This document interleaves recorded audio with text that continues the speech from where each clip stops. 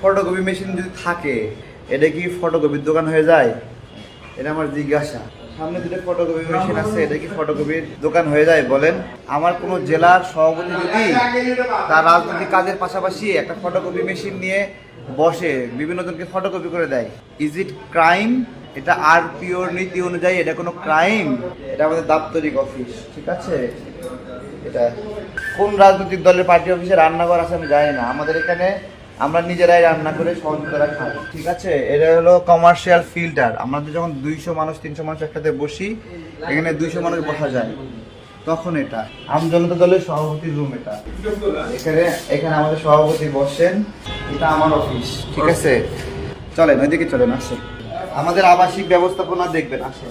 কোন রাজনৈতিক দলের আবাসিক ব্যবস্থাপনা আছে? আমাদের যে সকল নেতৃবৃন্দ নিয়মিত সময় দেয়, এটা তাদের আবাসিক ব্যবস্থাপনা। 16টা বেড মিলে এটা আমাদের সহযোদ্ধা যারা নিয়মিত থাকে, এই 16টা বেডে এক বেডে 2 জন করে থাকতে পারে। 16 কোনো 32 জনের অ্যাকোমোডেশন এখানে আছে। ছোট ছোট দলগুলোকে নিবন্ধন দিছে, এরা আমার কাছে এসে বলে আমার সভাপতিরে বলে ছোট্ট একটা রুম দিতে, ঠিক আছে? আমাদের